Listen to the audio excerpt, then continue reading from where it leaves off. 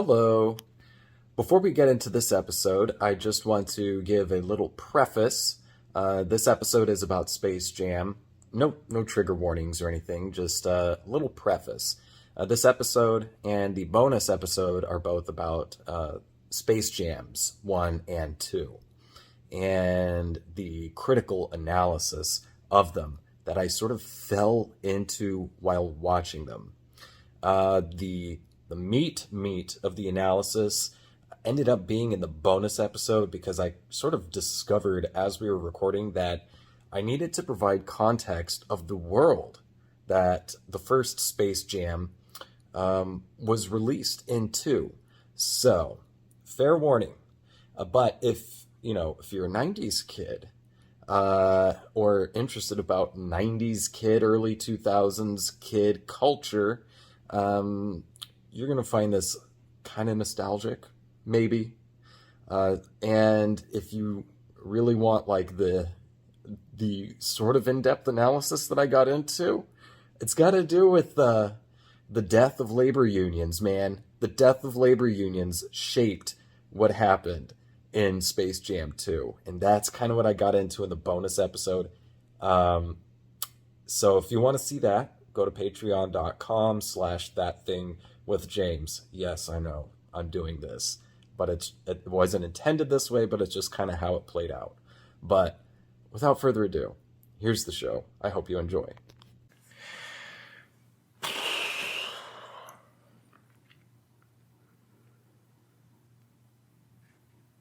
Ooh. I was thinking, should we recite the intro? It's been a while. I'm still working on the intro music for this show. I haven't been playing the intro music because, well, honestly, with the levels and everything of the guitar and the singing and then transitioning to speaking, it just makes editing the audio a little more challenging and adds like an extra hour or two. So I haven't been doing the intro song, but I've been using my time to try to come up with a new intro song. I'm still going to use the same lyrics. I just want a different guitar part. Yeah. And then I'll record that separately some other time. And then I can put it in and I don't have to worry about it. But I was just thinking, let's recite the intro. And I know you probably don't remember it, do you? So let's do it. 1, 2, 3. Can you hear it with your ears? Can you see it with your eyes? Can you feel it wiggling between your quivering thighs? That thing with James. Once every millennium, something will come along. When you feel it, you will know it because it's coming on strong. That thing with James. So sit back, relax, deep breaths, no stress. Let me come inside your mind. I promise you it won't take long. The change will happen soon. You will feel something so special growing deep within you. That thing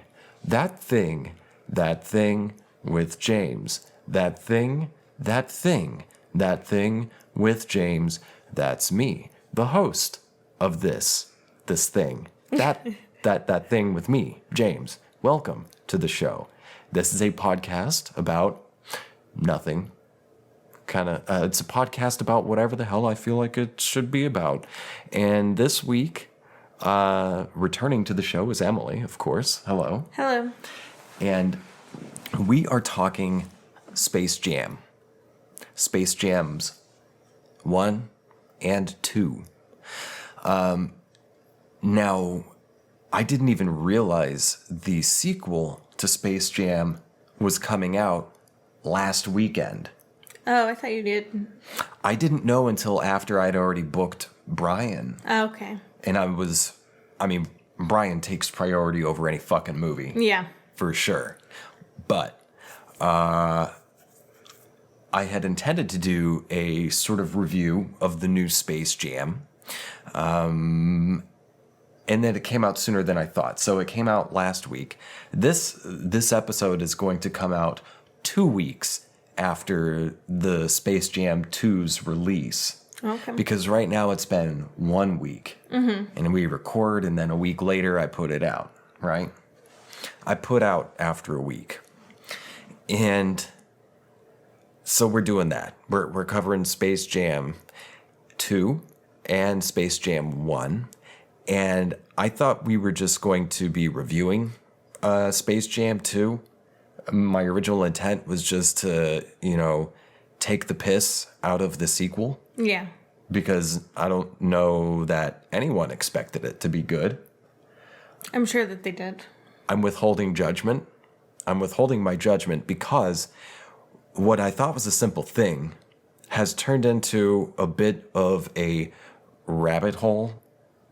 So we kind of stumbled into a critical analysis of the Space Jam series.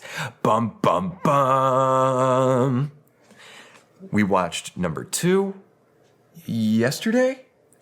Or the night we started finished it. We started watching the night before. And then we had to stop at a point. Yeah, we finished it yesterday, though. And we finished it yesterday and then started watching the first one and then finished that this morning. Yep. I didn't. I kind of wanted to watch the first one first, but then I don't know. I didn't go searching for it or something, so I didn't watch it. We watched the sequel first, and then simply out of curiosity, I was like, I wonder if HBO Max has the first one, and of course it did. Why wouldn't it? And so it was there, and upon maybe like 10 minutes or so into the first one is when I stumbled into this thread that sort of unraveled this whole hidden meaning in the series, in the progression between the two movies of how things have changed, what led from point A to point B. And that's what we're going to attempt to explore in this episode.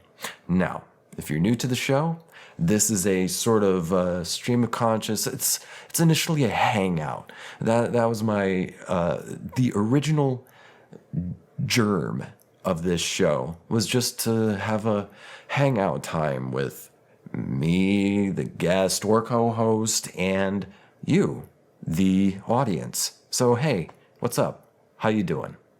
I hope things are going pretty well.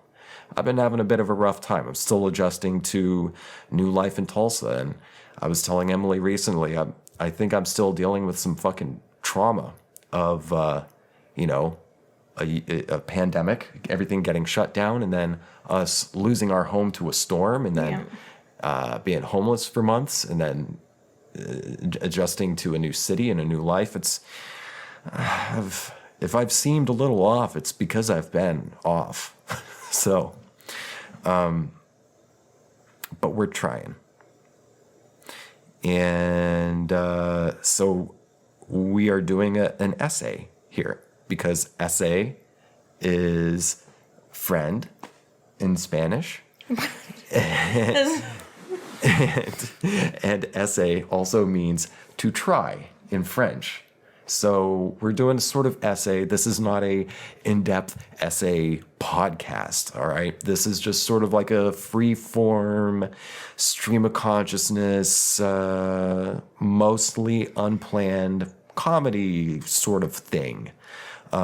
So we may go off on branches, but we're going to try to stick to this critical analysis I found of Space Jam. I forgot to set the timer. It's okay. Hold on real quick. I gotta set the timer. Oh, come on. Unlock, dude. Stopwatch. Okay. I'm trying to practice so we can stay on task. Okay. Okay, so we watched Space Jam 2 and then Space Jam 1, and I was glad that I watched Space Jam 1 afterwards because I hadn't seen it since I was a kid. Yeah. Tell me your history, or tell the audience about your history with Space Jam. I loved the first Space Jam movie. It was during a time where, Chicago Bulls were everywhere. Everybody knew who Scottie Pippen was, and Michael Jordan, and Dennis Rodman. Everybody knew. It was like the biggest thing when it came out in 1996. Where were you that year? I had to think about, let's say, I was 8. She was 8. I mean, where physically? I was in Ohio. Tell the audience I was where in were you? Ohio. I probably already started playing basketball because we had a basketball hoop in the back patio, and my brothers would always be playing out there with their friends. And I remember, like, I did whatever they did, essentially. Were they fans of like Looney Tunes and Space Jam? Yes. I mean, Looney Tunes for sure. I don't know so much about Space Jam because they were much older. How old were they in 96? In 96? Like in their 20s? Yeah. Oh, really? Yeah. Huh. One was like 17, though. So he probably would have been into it. I was living in New Jersey when Space Jam came out, and I had Space Jam stuff. I had like a backpack with like Taz on it. Dude, I loved Taz. I had the Taz video game on my Game Boy. My brother has a Taz tattoo. Your brother has a Taz tattoo. Mm-hmm. It was sort of everywhere. See, at the time, WB, this is the mid to late 90s. WB was huge. Yeah. They had the Batman movies. They had... Didn't they have Sabrina the Teenage Witch? They had Sabrina. They had the WB channel. WB was a big fucking thing in the 90s. And so was Looney Tunes. Like, that's... When I started watching Looney Tunes, they would play some of the older ones too. But then there was also like a 90s Looney Tunes as well. And Looney Tune Babies. Looney Tune Babies. I wasn't the biggest fan of that. Probably love that. But I watched a lot of Looney Tunes, and I was a huge fan of Michael Jordan. Yeah. Michael Jordan was like a god at this time. And I was also a fan of the Bulls. But the thing is, I never really watched sports, and I still don't. So why was I so on their team? Why was I so on Michael Jordan's team? Because I never really... The only exposure I really had to the Bulls and to Michael Jordan were clips that I would see on TV, but more so... advertisements. Yeah, he was in a ton of ads. Michael Jordan was in a ton of ads. Wasn't he in Hanes, too? He was like a Hanes model for a minute? He was a Hanes guy, yeah. I remember that, and I remember the store at the mall. Oh, yeah, there was a WB store at the mall. They sold, like, just WB shit. Yeah. I don't know. Kids today don't have the mall because the mall sort of died. Yeah, the mall's dead. As an old thing. But back in my day, young viewers and or listeners, back in my day, people would go to the mall. Like, that was a central cultural hub, going to the mall. Mm-hmm. I was, like, in high school. I would come here to Tulsa. I would drive an hour and a half from my dinky little country hometown and come to Tulsa and hang out at the mall just to get away from being out in the country because I wanted to live in some sort of urban setting. Yeah. And I would see goths at the mall. Mall goth is a real thing. That's a breed. That was when Hot Topic was cool, too. Hot Topic was cool. And mall goths were a breed that I don't believe... I'm sure it exists, but it's not as big as it used to be. There were mall goths. There were underpass or overpass. Is it an underpass, the part that goes under the overpass? I think so. Underpass goths.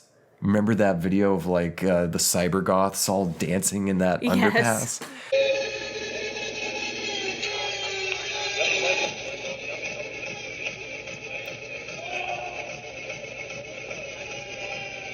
Yo, that's a fucking video. If you haven't seen it, you gotta go to YouTube and type in cyber goths overpass or something, or underpass. And it's fucking great. Well, anyway, the mall was a big thing, a huge cultural hub for all of America. It was at that stage in capitalism. And one of the places to go to in the mall, if you were a kid, was the WB store. And it was the coolest fucking thing. And every one of them at the back of the store had this UFO thing, a Marvin Martian UFO. Is it Marvin Martian or Marvin the? Martian. Marvin the Martian UFO that you could crawl into, and there were little screens and levers and buttons all flashing, and you could, pretend you're flying Marvin the Martian's UFO. Yeah. And one of the things I always wanted, but I never got because they were really expensive, were the cartoon cells that they would sell. Yeah. From Looney Tunes. That's how I learned how they did hand-drawn stuff to get clear, I don't know, paper of some type, probably like vinyl or something. Yeah. And draw the characters over a still painted background. I always wanted one of those things. I loved Looney Tunes. While I was doing some research, I did find a Marvin the Martian coin from the WB store being sold on eBay. No shit. Yeah. No shit. Well, this is all to say that, let me just get to it. We were being advertised to. And advertising really shaped our childhoods. Yeah. Not just us, but sort of our generation. Old millennials. I've seen some video essays about how, like, millennials were like the most advertised or the first hyper advertised to generation. It does not surprise me. That Capital had been working on ways trying to perfect how to advertise to babies, And then we were the first one where it was like we hit the nail on the head. Yeah. Where so much of the world of commodity was pandering to or manipulating youth, young kids, millennials when they were kids. And that's why I feel I was so on board with Michael Jordan and the Bulls, because that's what I was being advertised. Yep. I had never been to Chicago. I never grew up anywhere near Chicago. I grew up in Denver. Yeah. Like the Nuggets, the Denver Nuggets. I grew up in Ohio, so Illinois wasn't far from me. It wasn't far, but you're not in Chicago. No. You're in Ohio. Yeah. So what influence does that city's team have on me or you as kids? If we're not even from there necessarily. Yeah. Not much. Were you like particularly into basketball or anything? I did like basketball. I don't know if I loved basketball. Like, did you sit and watch the NBA and go, My brothers would watch it, and I'd watch it because they were watching. Yeah. Do you feel like you were a lot of your investment was because of advertisement? Yeah. You think advertisement was the influence behind that? Yeah. I think so too. Let me check my notes here. I'm trying to figure out where we're supposed to go next. Okay. Okay, we had to take a quick break to regroup because we were getting kind of lost in the weeds. Kind of stuck on, we were being advertised to. Okay, but what's the meaning behind that? Advertisement is nothing new. No. But advertising to younger people, also nothing new. But it was kind of being perfected in the 90s. Yes. Was it not? Yes, it was. Everything had like some product attached to it. Lion King, you had the Lion King game. Burger King was big. Yeah. I remember going to like Burger King many times to get Men in Black stuff. Yeah. For a Men in Black dance talent show that me and my friends did. That's Again, the cutest thing I've ever heard. In New Jersey, we Yeah. did break dance and everything. Yeah. I wish there was video. Me too. But Space Jam was sort of like the perfect ad for kids. because it married these two big things, Michael Jordan Yep. and Looney Tunes. Michael Jordan is, and the director of the first Space Jam, I was just reading, kind of thinks this too. There's no other Michael Jordan. No. The guy's sort of like the old director, Joe whatever, like Joe Pitka or something. I don't know how to pronounce it. He was like, Michael Jordan was like Muhammad Ali in that he like transcended the sport. Like he's a super icon. He was good at every sport that he played. In a way that LeBron James, who is an amazing athlete, Yeah. he's not Michael Jordan. No. And there's no other Michael Jordan, just as there's no other Muhammad Ali, right? There's a Michael B. Jordan. There's a Michael B. Jordan, and we'll get to that. We'll get to that in a bit. But the first Looney Tunes was the perfect ad scheme, and it paid off as it came in like the 10th highest grossing film of its release year, 1996. I was 9. I must have been 9 if it was 96, because I was born 87. So you would have been 8. Yeah. I was born in 88. 88. And this came out in 96. So anyway. Okay, math. Anyway. To give another example of how advertising was seamlessly integrating, not just integrating, but becoming full movies. It wasn't like movies would necessarily have product placements or anything, but another new thing, this part of perfecting advertisements, was that advertisements went out of just being a product being placed in a movie, but being the seed of a movie itself. Yeah. Coca-Cola makes a movie. Yep. You know? So no matter what, you cannot escape the foundation of this thing you're consuming being an advertisement. Yeah. One good way to illustrate it, and it's not necessarily an advertisement movie, but it actually kind of is, was one of my favorite movies, Wayne's World. Yeah. The first Wayne's World. There's that scene where after they sell out, they're like, I wouldn't do a product placement. I'm not a fucking sellout. He says as he's like wearing all Nike gear, hat, tracksuit, shoes, eating a Pizza Hut pizza, drinking Pepsi. Yeah. Pepsi, WB, Looney Tunes, Burger King, all very big things in the 90s, bigger than they are now. Yeah. So they were mocking in that scene in Wayne's World, they were mocking advertisements being, well, the core purpose of any sort of entertainment, any sort of art. But it just kept going that way. Like it was criticizing it, but it was also it. It was criticizing advertisements while itself still being an advertisement. Yeah. And that is one of the trickiest piece of shit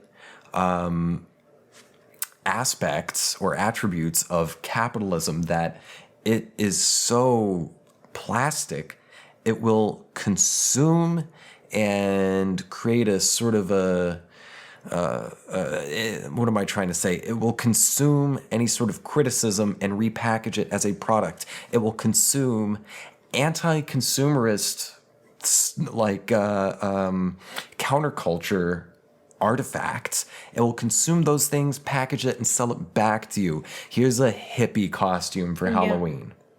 You know? Yeah. And it's a fucking weird phenomena, and it's one of the reasons it's really hard to beat, is because it's a shapeshifter. Where am I trying to go here? 90s advertisements becoming video games as well. Did you see, was there a video game for the original Space Jam? I did not see it. You didn't see one? No, I saw one for the new one. There's a video game for the new one? Yeah. Oh, wow.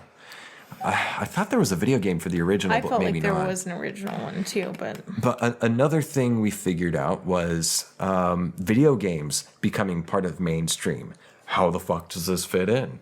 We had a hard time, but it felt integral to this thread that we found. Video games are nothing new. And they weren't anything new in the mid to late 90s, certainly. no, I had a Super Nintendo. She had a Super Nintendo. I had a Sega Dreamcast. I wouldn't get an N6. I never had any. Well, my brother had the original Nintendo. I played Duck Hunt. Yeah, Duck Hunt was awesome. I'd been playing video games literally since I was in diapers. Yeah. Like, there's stories of me being, I don't know, still in fucking diapers and just murking ducks 8 on years Duck Hunt. old. Yeah. Hey, baby. I'm going to change my diaper. Oh, gross. Baby went boom, boom. Gross. Video games in the 90s were becoming more accepted in the mainstream. Yeah. Right? And again, they were nothing new, but just how normalized they were huge in the 90s. And they certainly became a big focus after Columbine. Because Yeah. Hillary Clinton said, oh, video games like Doom make killers. No. Very wrong. Yeah. But this episode's not about that. So no, I will not elaborate. But she was fucking wrong. Video games were becoming an integral part. And in the 90s, there was a lot of expectation. And again, this certainly wasn't anything new either, for kids to just go outside and play. Yeah. Which we did. Play in sports and stuff like that. But Emily found an article, like we were thinking, well, you asked, what did you ask? Like, are video games more popular than sports for kids now? Yeah. I did ask that question at first, and I was like, well, what's going on? Like, why is it that it felt so different then as opposed to now? How it felt different in the 90s, you mean, Yeah. than it does now? And what does that have to do with video games and sports? What's different? What's changed? Well, I think when you look at the two movies, they go from like playing in space essentially to playing in cyberspace. Oh, There's that connection. the first movie was kind of split between Earth, space, and Toonland, or Yeah. whatever it is. And then the second movie goes into cyberspace. Yeah. But what I was trying to point you toward was that article you found with that guy saying, what was it, like 70% of kids drop out of organized sports before they get to high school? Something like that. And there's also just a bunch of different reasons maybe kids would prefer to play video games over necessarily playing sports IRL. Yeah. And what's that difference? Like, parents are a big thing because parents ruin all fucking kids' sports. That is true. It had to do with like adults trying to criticize them too much, in that in video games they're given the ability to like, mess up and try on their own without a parent. So you don't have that drunk Chad and Karen off to the side screaming, "Foul! That's a foul! Yeah. Bobby!" And then putting so much pressure. There's so many different movies and like TV shows where a dad who his highlight was playing as the fucking quarterback in high school. That was his high point in life. And now he's a busted middle-aged man living in the suburbs, raising a kid, and he wants his kid to become fucking great at the sport that he didn't make a career out of. Yeah. He, the father. Yeah. It's all about making sure that they fulfill a parent's legacy, essentially. And also video games you can play mobily in different areas. You don't necessarily need to organize other people. Yeah, you don't have to get private training. You don't have to get private training. No costumes. Right. And also it's like, it's harder for communities to be together in a physical space, certainly because of the pandemic. But even before that, everyone is so atomized because of work, the way cities are planned, laid out. Like none of the U.S. really, unless you live in a select few cities or some certain small towns. For the most part, there's a lot of like not community. In fact, the United States, for being such a God and country and family sort of place, it fucking hates communities. Yeah, that does. I was thinking about it too. Like, now we have the oversaturation of news as well. So people are like hyper vigilant and think that people are kidnapping children every second of every day. So you're much less wont to let your kids go out and play on their own and shit like that. And so video games is a huge part. And the reason we bring it up, it may seem like a tangent, but it's got something to do here. Because video games kind of played a integral part in the new Space Jam. And I don't think we can really get our analysis any further without just diving into it. Yeah. So should we get to it? Let's go for it. Okay. Let me check our time here. Let's see. We're like 24 minutes in. Okay. Should I pause real quick? Or just jump into I say it? just jump into it. Okay. All right. So, Space Jam. I've got some notes. I took these notes before I started any sort of critical analysis, really. I just wanted to troll and mine for content to fill 2 hours, because we're continuing this in the bonus episode. Yes, I know. Man's got to make a living, though. Sure. Space Jam 2, A New Legacy. I found something interesting before we get into that about the director. It turns out, let me pull up this article here. The second Space Jam movie was directed by not Joe Pytka, although he was one of the considerations originally for there to be a second Space Jam. But Pytka himself, or Joe, let's just call him Joe, he said, I don't want to do another Space Jam because there's no reason for another Space Jam. Yeah. It's unnecessary. There's no need for it. And if you try to recreate it, one, it just doesn't make sense. And two, you're going to make something ugly. Yeah. You're going to make a Frankenstein's monster. Although Frankenstein's monster in the actual story is a very sympathetic character. That poor monster. Well, the new Space Jam was directed by, let's see, where the fuck was he? It was originally slated to be directed by this dude, Terrence Nance, who did, what is it? The Flyness? He does that show, Random Acts of Flyness, on HBO. He was the original person signed on to make this Space Jam sequel. I almost called it A New Hope. I forget. I just keep forgetting what the rest of the title is. It's that nothing. This was back in like 2014. Contracts were signed. They were like, okay, we're going to make Space Jam 2, A New Legacy, a movie. And then it wouldn't be until, what was it, like 2019, summer into fall of 2019 was when this one was filmed. They had already started filming, and supposedly to, quote, creative differences, Mr. Terrence Nance, I hope I'm pronouncing that last name correctly, split. He said it was an amicable split, but that there were creative differences. And I suspected, before I even read that in the article on, I forget where I read it, I suspected it would be creative differences because I suspect maybe Mr. Terrence did not want to take this movie in the direction that the Suits wanted to take this movie. Yeah. You found an article on, what was it, Polygon, that said, you said basically, oh, this guy's got the same take you have, which was the new Space Jam movie is an advertisement. What was it? An advertisement fucking portfolio. A marketing brochure masquerading as a movie. Yeah. And that's what it was. So talk about like movies, advertisements as movies.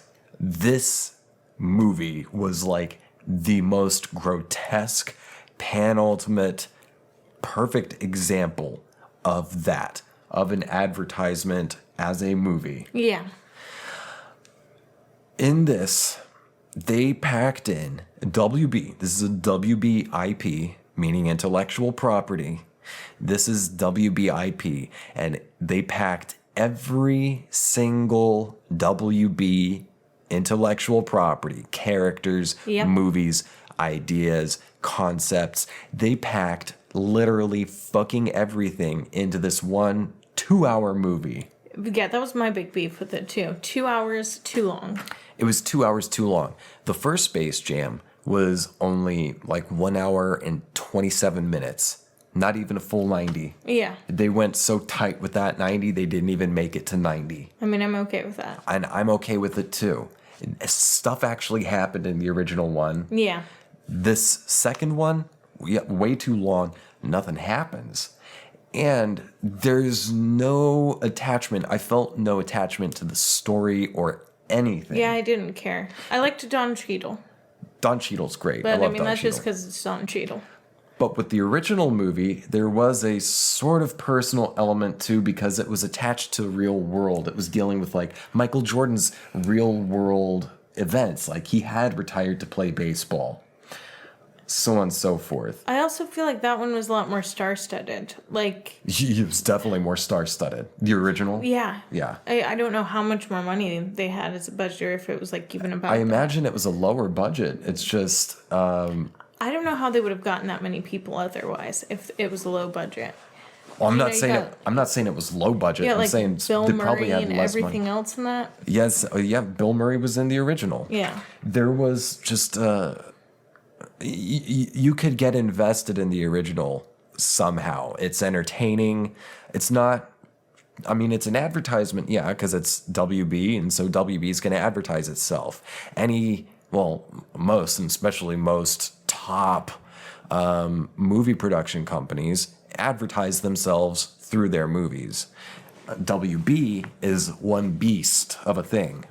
Not quite not quite as big of a beast as Disney is, but a beast nonetheless. It was a heavy hitter back in the day. Back in the 90s, big heavy hitter. And then it sort of left a vacuum after like the Warner Brothers or the WB channel stopped, and I used to love the WB channel. Disney really filled in that vacuum. Cause again, WB was doing like a lot of superhero shit. The 90s Batman animated series, Yeah. the best Batman, period. Yeah. Mask of the Phantasm, love that movie. Well, here, let me look at my notes here. Here's what I've got. Okay, this is a 2-hour movie, was Yeah. my first note. One of the first things I noticed was it just kind of personal note. It felt a little weird not seeing it in theaters because just we watched it here in our home on HBO Max, and it felt like a movie that I should have been seeing in the theaters. I'm so grateful I didn't. I'm grateful I didn't either. And it's not a movie I feel like, had there even been no virus out there Yeah. right now, I don't think it's something I would have gone to the theaters to see. I would But have it felt paid. like it belonged there. You said, and then I said, it feels weird without Michael Jordan. And you said, oh, did you know Michael Jordan owns private prisons? He doesn't. We No. found this out. We had to. No, it's worse than that. Michael Jordan does not own private prisons. The rumor is that Michael Jordan invested stocks into private prisons, which is true. Michael Jordan, the Oregon legislator, invested in private prisons. He should change his name. Michael Jordan, the retired sports god, did not. Did not. So the power of marketing, we already talked about how I felt so aligned. Where should we even fucking start? I remember like hearing all sorts of shit about Lola Bunny getting desexed. Oh yeah, there's a lot to go on about Lola. I found a whole subreddit dedicated to Lola Bunny hentai. It's fabulous. Oh, jeez. Yeah, you would have. I mean, in the original movie, she's wearing a crop top. She's got short shorts on. She's got, like, a pretty color to her fur. She's got the little... She had nice perky C cups. Well, I wasn't looking at that. Lola Deviant. Bunny had C cups, and then they gave her a breast reduction for the new one and dressed her up in a burlap sack. They did pretty much no put her in a more sack. midriff. So before the movie came out, the sequel, there was all sorts of hubbub about, they desexed Lola Bunny, and they canceled Pepe Le Pew for being French. Okay? He was canceled for a little They bit. canceled Pepe Le Pew for being French. That's all I'm going to say. I mean, he was a French, stinky French, and he did what the French do. Another weird change I noticed was Speedy Gonzalez. There was a lot of weird changes. Ooh, excuse me. There was a lot of changes to the actual Looney Tunes characters in the sequel. One of them was Speedy Gonzalez, who they gave a Cholo accent. Did they not give him a straight up Cholo accent? He did have a weird accent. They made him talk like he was from L.A. Yeah, it was like, before he was just like... He said Holmes. He said Holmes. Oh, yeah, he did say Holmes. I'm pretty sure. Well, they made him. They turned Speedy Gonzalez into a Cholo. Foghorn Leghorn's voice is now inexplicably an alto instead of a baritone, and that fucked me up because I sound like Foghorn Leghorn. I'm a loud person. Well, not as loud as our downstairs neighbors because I'm aware of when to be loud and when not to be loud. But my voice carries like Foghorn Leghorn, and to have that representation stripped away from me is not nice. I don't like it. Just as many people did not like Lola Bunny's breast reduction. Well, I hope that they never have to make a Who Framed Roger Rabbit remake because Jessica Rabbit and that. They would not be able to make a new Who Framed Roger Rabbit because it was sexual. There's a lot of sexy sex in it. Yeah, I don't know why it's more acceptable or like okay for them to show violence than it is any sort of sexuality. One thing I noticed with Lola Bunny was because they desexualized her figure. And they also got rid of the sexual focus because in the original, when she first enters into the basketball court, Oh, yeah. literally every cartoon character was just gaga goo goo drooling over Lola Bunny, who was presented in a very sexy manner. They made her a sexy, furry little hot bunny.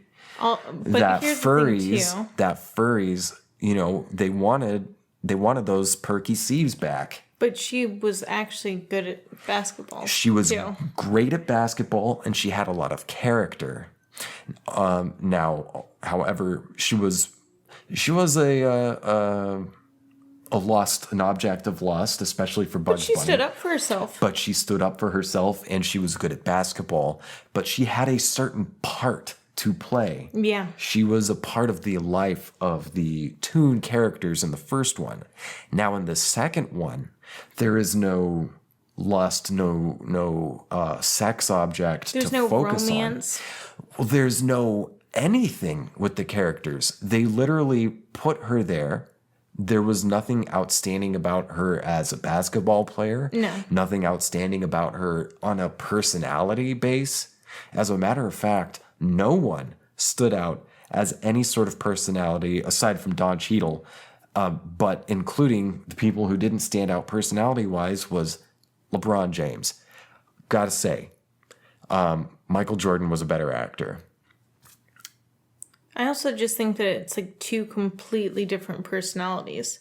Like, Yeah. Michael Jordan was good at everything that he Yes. did. Like every sport that he could possibly do, he was good at it. And, you know, like, yeah, he apparently was an asshole. I looked that up. He was mean. Michael Jordan's Allegedly. ego. But, you know, like, No, it's not still. allegedly. It's pretty well documented. He's a giant fucking ego. Okay, well. LeBron James is not. He's a sweet boy and he donates to kids and all that shit. Yeah, he's like a really notable person. He's a good dude. Flat acting. Great at sports. Don't quit your day job. He is very, very good at basketball. Now, back to the video game thing. Here, I'm trying to get us back on track here. Back to the video game thing. Here's where I was getting lost with this one. The new movie starts out with the boy LeBron in, like 96, I think? They probably started it on the year. I don't remember for sure. If I were making it, I'd start at 96. I think he's like around our age, so yeah. Yeah, and that's when the original came out. It was 96. Yeah. He's on a basketball team. He's young, probably 8 or 9 years old. I think he was 9. And he's playing games on his Game Boy. And there's basketball going on. The coach comes up and makes him turn off the video game. And I was a little confused, but I think the coach was his dad. Maybe. That's kind of how it hit me. You said no, but then I said, well, then who the fuck is he? And you didn't know. So Yeah, I think the coach coach or dad, or both. I think the coach was also the dad. The dad was also the coach. Yeah. And here's the first real substantive thing that hit me about the movie was race science. They did a race science in the movie. I say that half in jest. So there's a talk that the coach and or dad has with young King James. And that is, you need to get good at basketball. Otherwise, you're not going to go anywhere in life. And life will be very difficult and unfulfilling for you. So from that moment, and there was a lot of trouble because little LeBron wanted to play video games. Yeah. But his dad, who, I mean, it sucks, but he's also not wrong because black bodies in sports is it's nothing new. Yeah. And part of this thing, and you can see it now with the Olympics are going on right now. You'll see this with the way different athletes are presented and have been presented in the past. Yeah. Whereas say Michael Phelps is in here, it talks about his disciplined regimen, his diet, and all this stuff. Whereas if you're talking about Usain Bolt, you'll see articles being presented as his superior physique, how much more superior his body is, his physical form. And his body was trained. You know, like he's trained to do what he does. But this is an old thing. Yeah. The idea that black people have lower intellect, lower brain smarts, but more physical prowess. Yeah. I can remember back in my social studies class, this big, tall Native American guy, racist as fuck. He was my teacher. Yeah. Taught us that black people had more muscles than white people. And that's why they're better at sports. Oh, and by the way, he was a football coach. Yeah, of course it was. He was one of the big football coaches. He probably just saw a black person and was like, you're on the team. So that is a running fucking thing. And that's exactly what was sort of being talked around at the beginning of the movie when the coach dad said, you need to stop playing video games because the more time you spend playing video games, the less time you spend playing sports. Yeah. And sports is your one ticket because of the color of your skin. Yeah. And it's fucked up. Not wrong. It's fucked up, and it's not wrong. But it's fucked up that that's the case, where so many black people have to rely on I got to do sports so I can get a college degree, so I can get Same reason that they join the military usually. Same thing as military. It's a class issue.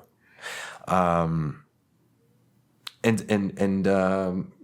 LeBron James falls victim to that. And I remember thinking at some point, this movie is a fantasy. This is a fiction thing.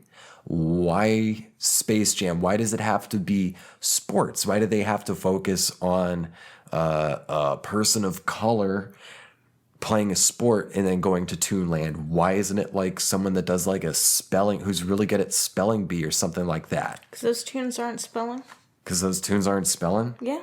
But you said there was another movie you saw, a spelling bee thing, where I was talking about that. It's crap, yeah. Why don't they show a movie where a person can manage to fucking wiggle their way out of abject poverty for life? Aquila and the Bee. Aquila and the Bee. Yeah. You said it was about a girl who's really good at a spelling bee. Yeah.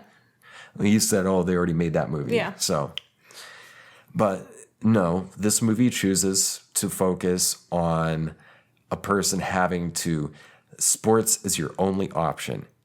And to me, it didn't really criticize that a lot. It just sort of said flat out, like, sports is your only way out. Yeah. Although maybe they did critique it at the end with LeBron and his son. I feel like sort of. Well, anyway, flash forward, LeBron is who he is now. And he's got a couple boys and a wife, and his youngest son is really into video games. And LeBron doesn't like his son playing video games so much. He doesn't get it. He doesn't get it, even though he as a kid played video games. Yeah. But his dad made him stop. Smushed all the joy out for him. Smushed all the joy out for him so he could allow himself to be exploited, because professional sports is slavery. Yeah. It's slavery. Same with prison. Same with prison. Get good at this sport so you can be exploited for your labor, so you don't have to be poor and fucking struggling for the rest of your life. Yeah. And so LeBron James had to follow that path in this movie, not out of joy, but out of necessity and desperation. Desperation to survive, trying to eke out some sort of survival. Well, now he's superstar basketball player, and his son's playing video games, but LeBron tells him not to, because he's like, look, you won't get good at basketball unless you play basketball. And the more time you play video games, the less time you're playing basketball in the real world. Yeah. The boy was making a basketball video game. So it's like NBA 2K, but with like boosts and stuff like this, gamified. Yeah. And the boy wanted to go to an E3 coding camp, video game coding camp. But that was at the same time that there was some like basketball camp, and LeBron wants his son to go to basketball camp so that he can survive, because that's what I had to do to survive. Yeah. Right? Yep. And then at some point they end up in WB offices. And this is where some weird meta, I'm not even sure how meta it was, or just an unaware contradiction. Yeah. But flash forward, next plot point, the movie's kind of hard to follow. Because there's nothing going on other than the fact that it's a fucking advertisement. Yeah. It's an advertisement with a disjointed non-plot. Anyway, they go to a meeting with some Warner Brothers executives, and there they are trying to sell LeBron James a package, an exclusivity package of like, let us give you so much money, and then we will have you for like the next 10 years. You will be in commercials, you'll be in cartoons, you'll be in movies, you'll be in any sort of product we can make. We want to buy the likeness that is LeBron James. We want LeBron James to become our intellectual property. Yeah. Back up. Whose idea was this? Don Cheadle's.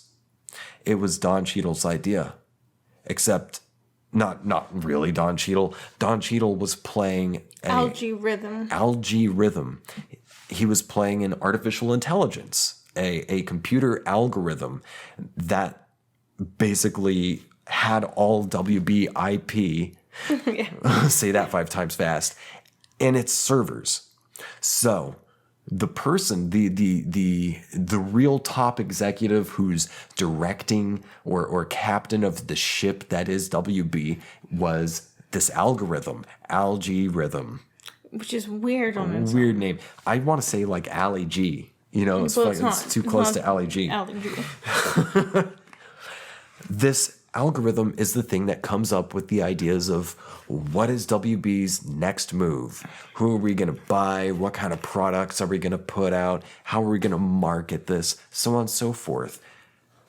The algorithm is the fucking thing. Yeah. And okay, this is where it's kind of blowing my mind now of I don't know if this new Space Jam intended to be a real clear critique of our current stage of capitalism, or if it just sort of stumbled into it unwittingly. Yeah. I have no idea.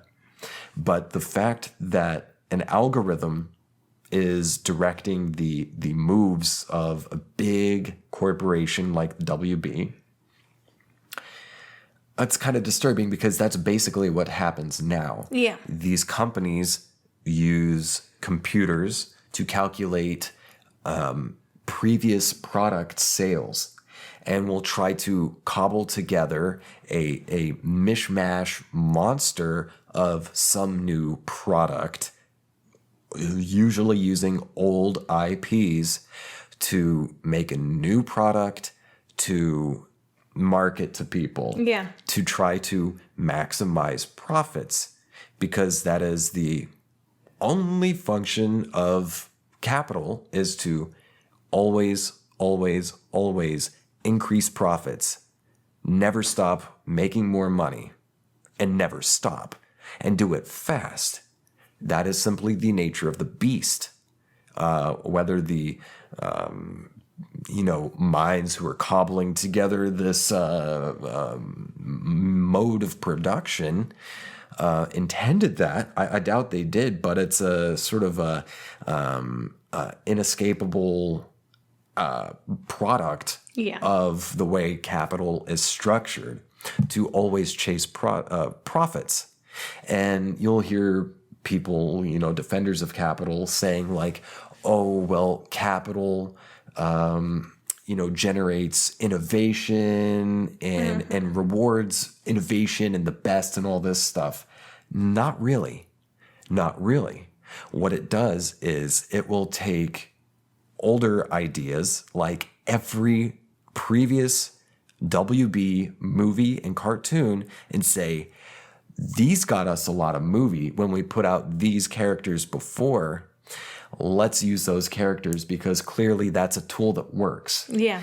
It is a clinical, quantifying energy that is trying to create art and entertainment, a thing that is more about feeling instead of necessarily being so clinical. Yeah.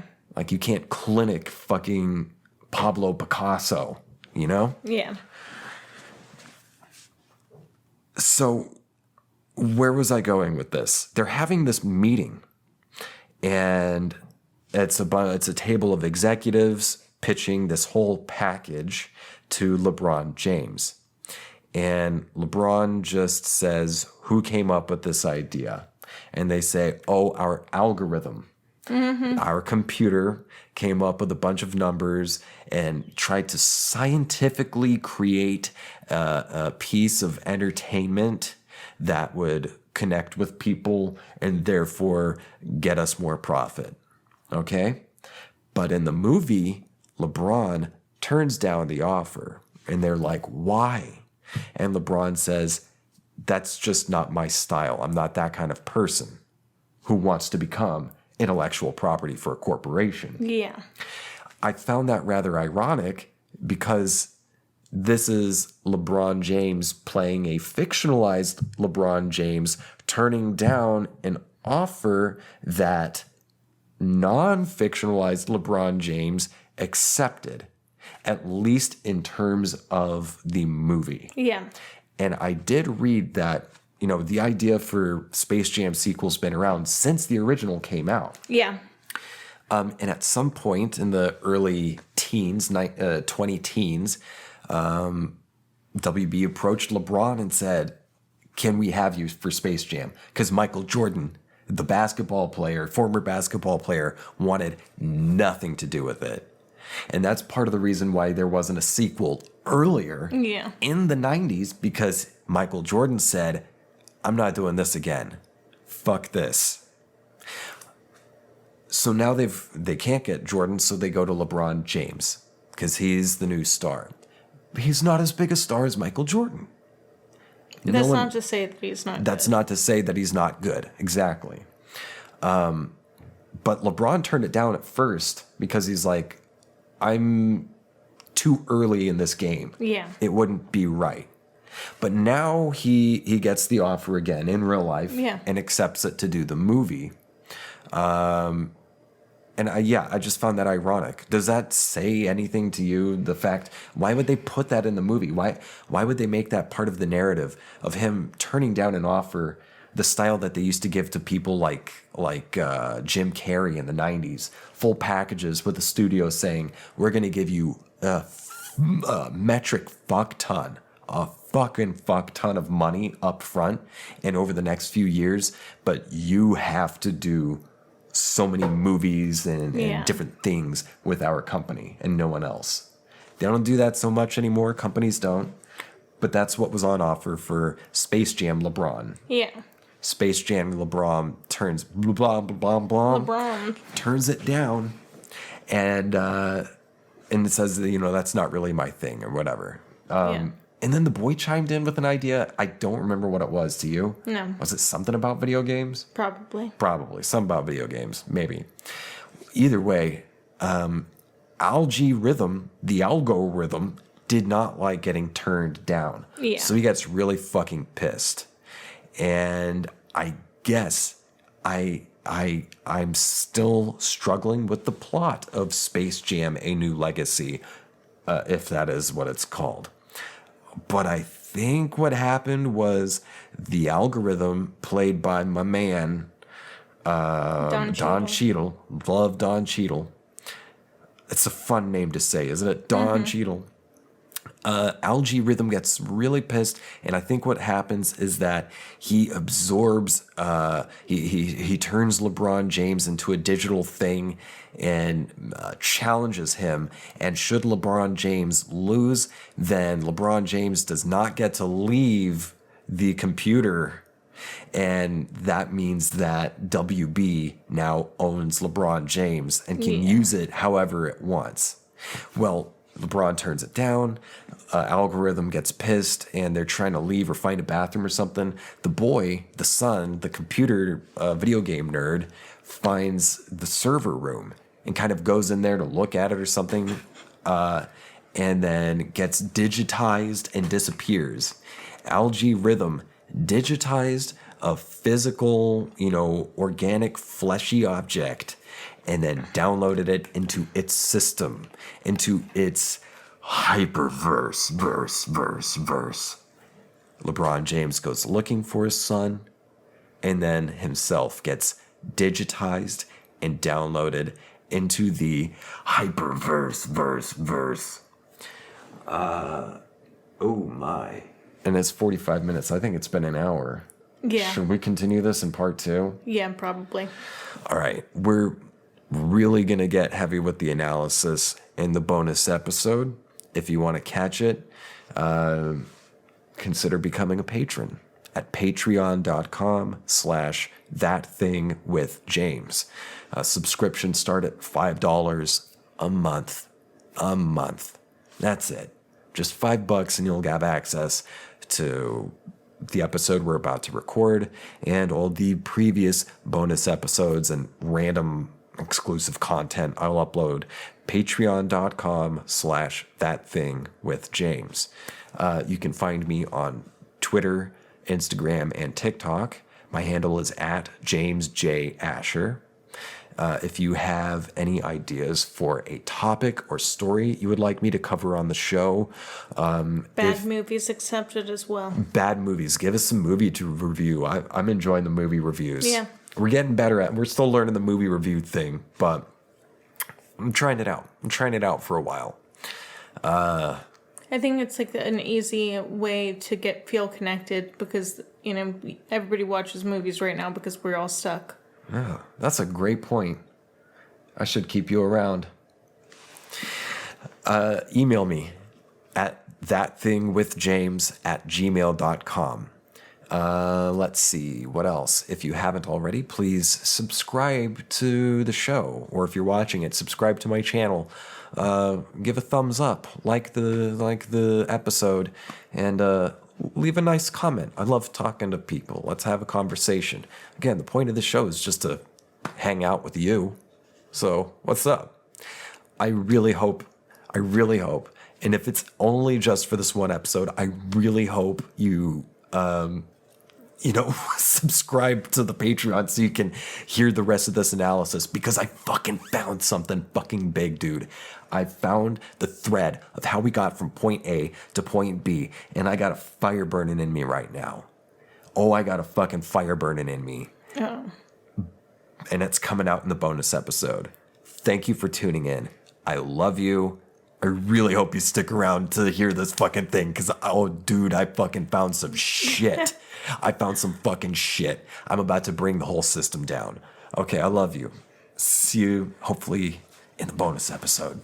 Bye. Bye.